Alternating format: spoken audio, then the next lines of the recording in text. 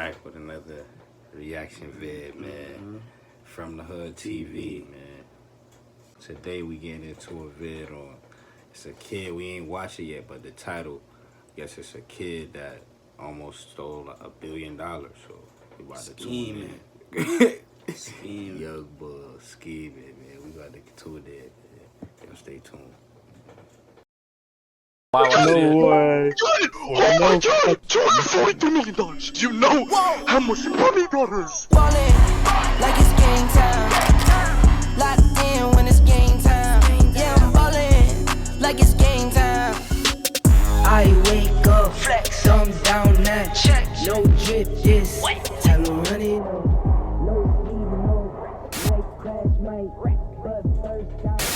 It's the 19th of August, 2024, the day a group of young adults carried out one of the largest crypto heists ever recorded. 20-year-old Malone Lam, 18-year-old Virch Tao, 21-year-old Daniel Serrano, Danish Khan, and Chen. These kids targeted a single Genesis creditor who had no idea they were about to lose a staggering $230 million worth of Bitcoin. But how did they pull it off? Were they expert? So it's some crypto scheme. Hold on. I don't know what's going on, man. Let me fix it over a little bit. That nigga wildin'.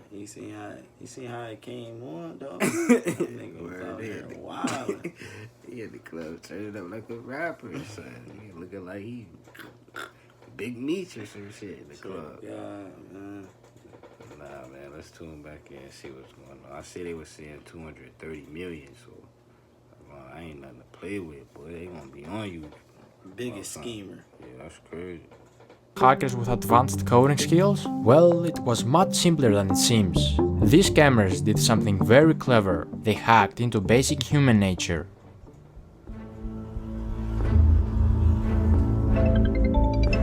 It all began with a phone call, a seemingly harmless contact from Google support. But this call wasn't from Google at all. Using a spoof number, Virch Tao, also known as Wiz, convinced the victim that their personal accounts had been compromised. With this false sense of urgency, he gained access to the victim's Gmail and iCloud, where he gathered key security information. Another call followed, this time from Daniel Serrano, aka Box, claiming to be a representative from Gemini, the crypto exchange the victim used. The victim was tricked into believing their account was under attack. Under pressure and convinced they needed to act fast, the victim reset their two-factor authentication settings, giving the thieves the access they needed to take control of the Gemini account, quickly sending funds to a compromised wallet. The situation was spiraling, but the victim had no idea. When he was asked to use AnyDesk, a remote access software, it seemed like another step in securing their assets, but in reality it was the final blow. As the victim unknowingly shared the screen, the private keys to their Bitcoin wallet were exposed, and in just a few clicks, the digital fortune was transferred into the hands of the thieves. Oh, wow. No way. No f***ing.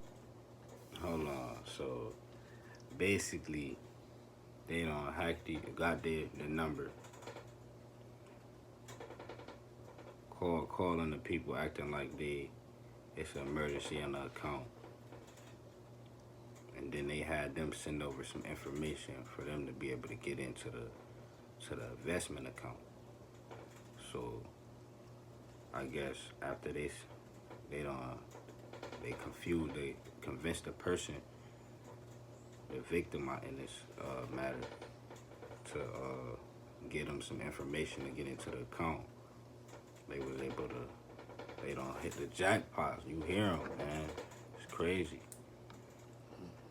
Way. I see it, bro. It's on the blockchain. It's on the blockchain, bro. No way. Oh my god!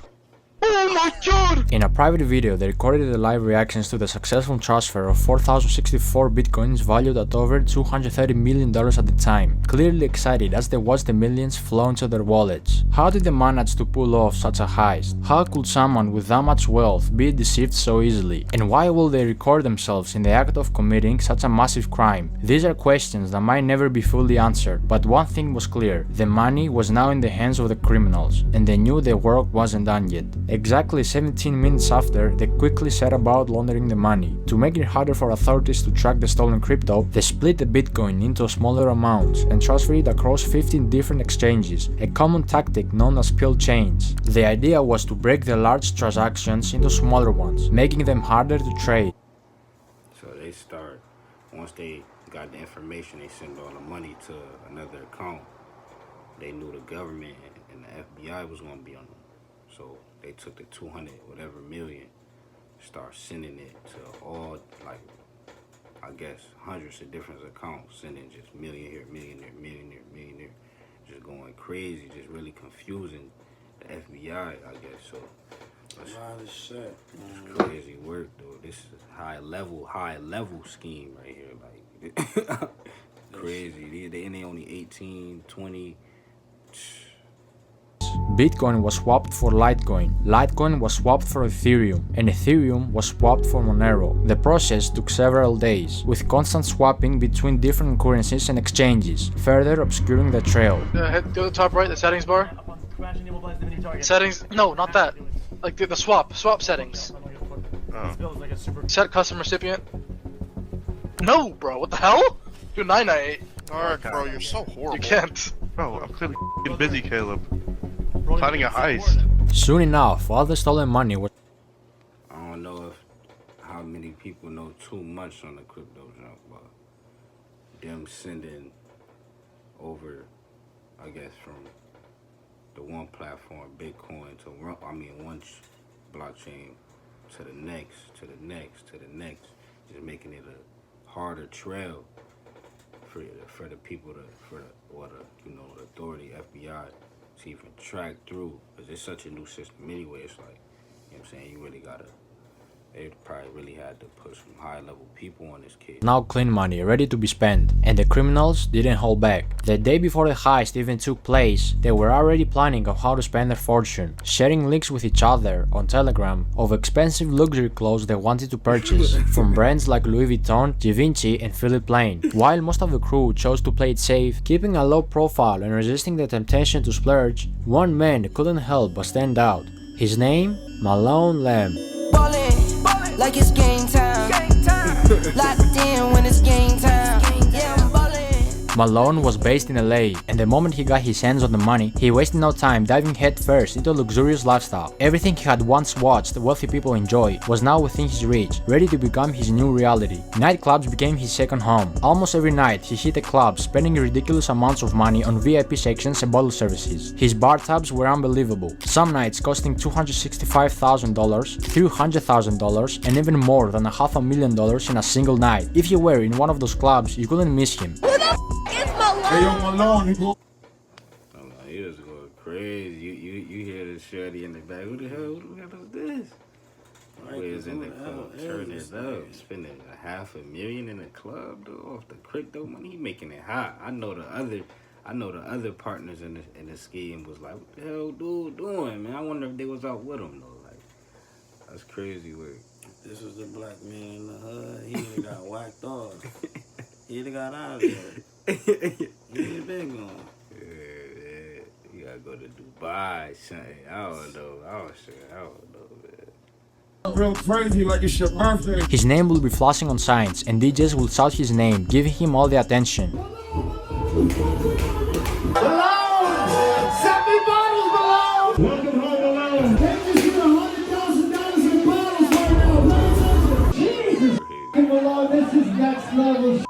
Malone, you're not stopping tonight, right? He quickly became everyone's favorite, because whenever he was around, everyone got to drink for free. He threw around cash like it was nothing, and one time he even handed a DJ a massive 6-liter bottle of Golden Ace of Spades champagne, which could cost anywhere from $25,000 to $60,000. Another time he tipped a DJ $2,000 and had all the unopened bottles in the club sent straight to his house. He even tipped me $2,000. When I tell you the amount of bottles he sent me that I took home, brand new, everything sealed, brand new. But as fun as LA was, it still didn't feel like enough. He craved more attention, more luxury, more extravagance. So what did he do? He chartered a private jet to Miami. There, he took his spending to a whole new level. In Miami, Malone settled in a waterfront mansion. This place wasn't just any house. It was a $10.5 million estate with a $62,000 a month rental price tag. This mansion was massive, covering over 8,500 square feet, with 25 feet ceilings, 10 bedrooms, and a huge pool with a jacuzzi. It had 2 big front gates and a garage with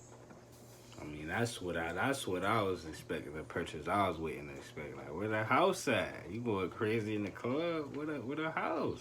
He doing all the backwards shit.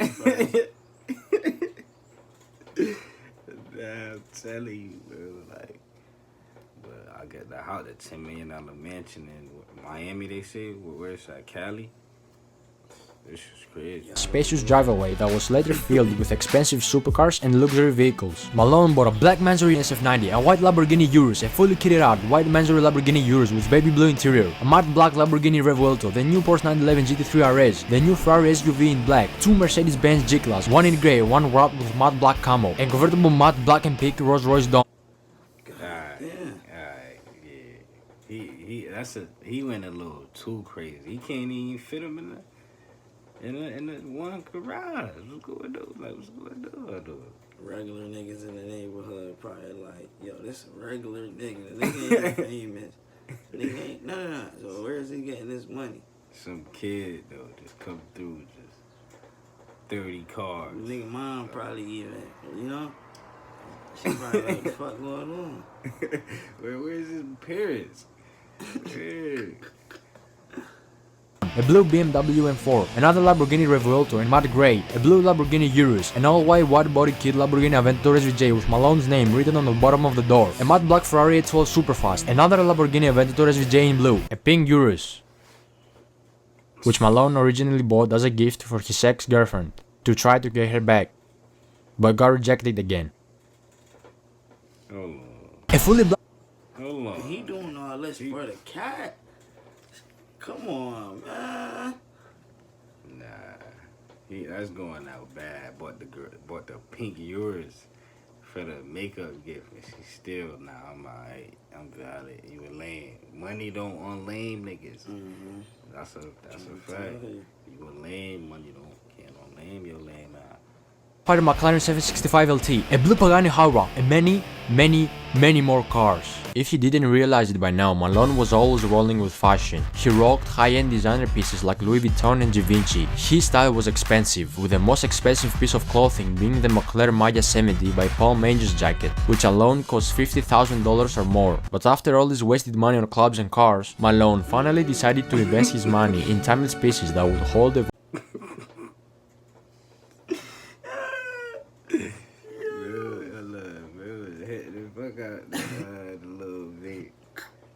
Yo, shout out the fucking link chain bracelets filled with diamonds, a Rachel Millie covered in diamonds, and a diamond ring for each one of his fingers. One Rachel Millie wasn't enough, of course, so he bought multiple. Even his glasses had diamonds. Yo, don't take no video. Malone wasn't just a millionaire obsessed with himself. He had a generous side, often using his wealth to give back to others in need. He bought 5 Birkin bags and gave them away to random girls at the club. One of these lucky ladies was a model named Olivia Allen. Guys, I can't even make this up when I say that. I just woke up to a break. Yeah, this dude the biggest trick.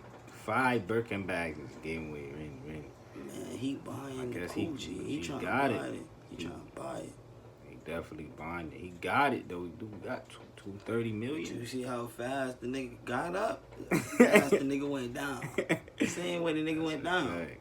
That's a fact. We about to see it. Let's tune in. In my bedroom because a man gave it to me in the club last night. This is your sign to go clubbing. Another lucky lady who got a Birkin bag was famous TikTok star Sky Bree. Me and my 2 girlfriends walk over to the section, and this kid, I'm gonna refer to him as like a kid. I mean, he was definitely over the age of 18. He looked pretty young. He comes towards me and he's like, I got this for you. She ended up saying she didn't like it. It's beautiful, but to be honest, it's not really my style. While Malone was busy making his name known, flaunting his wealth at every turn. First the pink years. Now you don't bought I don't even know how much was the Birkin, like, I don't know, y'all I forget, how much was the Birkin you said you like seen the first? 20,000 or some shit. That's crazy. Shorty, like, I don't even like it. And it's went not on her forte. And went on the, not the book, but the, gram. And grammed it. Come on. Should be crazy. He was also drawing the wrong kind of attention. His outrageous spending, paired with his desire to be noticed, made it easier for authorities and blockchain experts to track him down. Investigators, including prominent figures like Zach XPT, were closely watching the flow of the stolen funds, tracing each move as he splurged on cars, clubs, and luxury items. The more he spent, the more obvious it became that his newfound fortune was linked to the heist, and soon enough, the walls started closing in.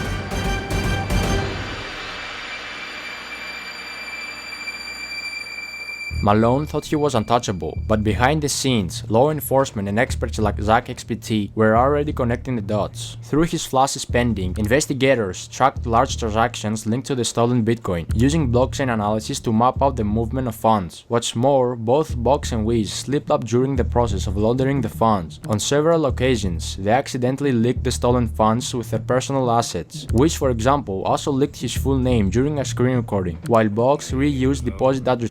As soon as you take the money and send it to your personal account, it's over. They got you. So, and you done did all that. Wrap it up. How fast that shit go. We ain't even see the video. We just already knew the nigga was gonna. And the nigga look like Ray from Kai shit. Shout out Kai and Ray. Damn.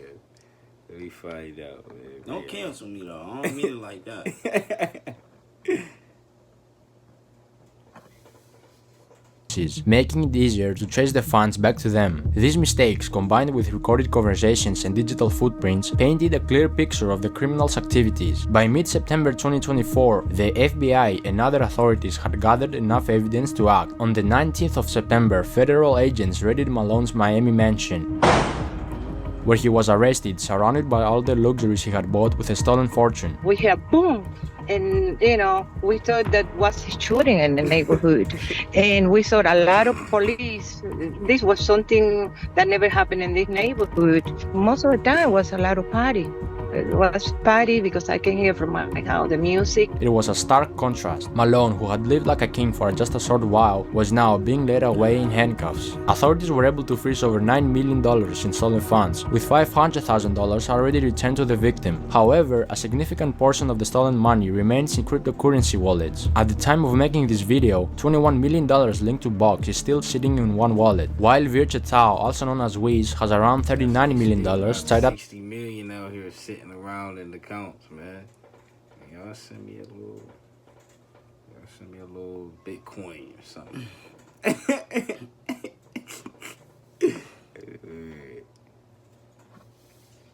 His account. Additionally, $4 million of Malone's funds remain untouched in another wallet. But what happened to everything else he bought? The cars, the clubs, the private jets, and all the flashy stuff. See, when a criminal buys luxury items, like cars, with stolen money and later gets arrested, the government steps in and seizes those assets through a process called asset forfeiture. This allows law enforcement to take control of anything purchased with illegally obtained funds, such as cars, houses, or expensive jewelry. Once these assets are seized, they are usually put up for auction. In many cases, dealerships or buyers, including the same dealer who originally sold the cars, can purchase them again, often at a lower price than they were initially sold for. The money made from these auctions then is used in a couple of ways. A portion of it will go toward compensating the victims of the crime, helping to recover some of the stolen funds, while another portion could be used to cover the cost of the investigation and legal proceedings. If the victim is lucky, he can get 50 to 65% back after the auction and administrative fees, the cut the investigators will get. However, in Malone's case, 3 of the cars he purchased, the Mandarin Lamborghini Urus, the Lamborghini Revuelto, and the Porsche 911 GT3 RS, were later transported to LA following his arrest. These cars were spotted by EFF Spot, a popular YouTuber who is known for his rare and expensive car spotting videos. In this particular video, both the Revuelto and the Porsche appeared with noticeable damage. The Revuelto had significant front-end damage, while the Porsche was dented in the rear, suggesting that the Revuelto had likely rear-ended the Porsche. This kind of damage will undoubtedly decrease the value of these cars when they go to auction, significantly reducing the amount the victim could recover. The same process will apply to the clothes, jewelry, watches, and designer glasses that Malone purchased. These luxury items are likely to be seized by authorities and auctioned off as part of the asset recovery process. High-end watches, such as his Richard Mille pieces, are particularly valuable and could bring in significant amounts at auction. While designer clothes typically depreciate in value, Malone's expensive pieces will still hold enough worth to help recover the funds for the victim. As for the wallet spending in clubs, that money is pretty much gone. When you blow $500,000 in a single single night on bottle services and VIP sections, the clubs aren't held responsible for giving it back, especially if they had no clue the money was stolen. Same goes for the private jets. Those jet companies provided a legitimate service, so the money Malone spent on his flights is long gone. In conclusion, while most of the big ticket items can be seized and auctioned, much of what Malone spent on services, like clubs and private jets, is lost for good. This story isn't just about a major heist or the luxurious lifestyle Malone enjoyed for a brief moment. It's a lesson in greed,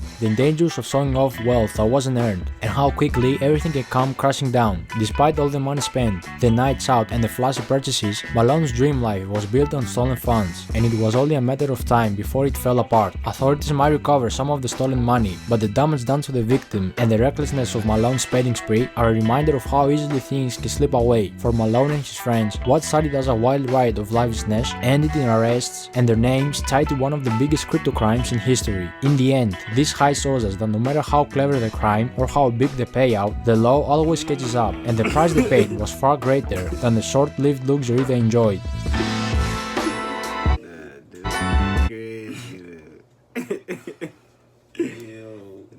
He is looking crazy in the mug shot, dude. Everything. He lived here. He got me. I don't know how long it lasted, but that shit ain't last that long. The hoe was rejecting him. That was his son. That was time. He didn't need that money, man. He went crazy. He went crazy. That lady in the video is probably nigga mom. Word, dude. That's his All love. we hear is Birdie. Tell your mom, man, send me a little Bitcoin. I know she got a Bitcoin or something, man. They need to lock her ass up too. Nah, free the Bob. Free the Bob. I'll come grab the mom. Gangsta.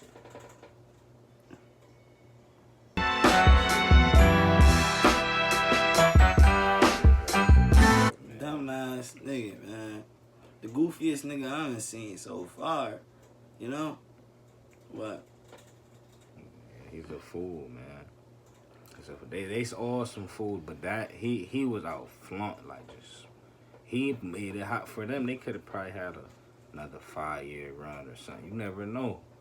I ain't saying I'm promoting the saying scamming. Yeah, but Punch made Dab doing better than this nigga. I mean, he went crazy. He went crazy. He 230 million, 230. But he's still out here though. Yeah, that's a fact though. That's a fact though. Man. That nigga, pink ears, the niggas on the pink ears, like, yeah, that nigga, like, yo. That nigga was tweaking. Another From the Hood TV special, man. Y'all let us know in the comment section how y'all like these type of reaction videos. You know what I'm saying? Levante. Drew. Don't forget to like, comment, and subscribe. Hit that notification bell. Niggas will come to your door. Stay tuned for more. We see y'all on the next run, man. Factuals.